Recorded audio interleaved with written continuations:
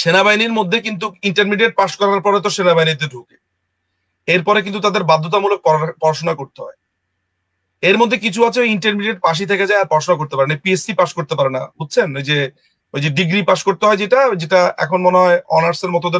আর্মিতে কিন্তু এগুলোর ব্যাপারে স্ট্রিক্ট, পড়াশোনা করতে হবে।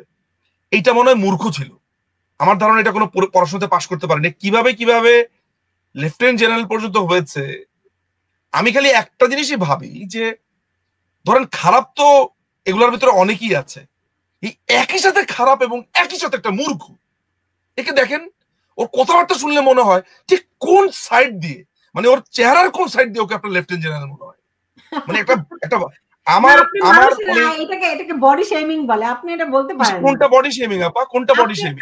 মানে আপনি তাকে তার চেহারা, যে একটা হনুমান, রাখেন, যে যে একটা হনুমান, আরে হনুমান বলবো না, কিসের বডি শেমিং? এ তো একটা মানুষের বাচ্চাই না, একে আপনি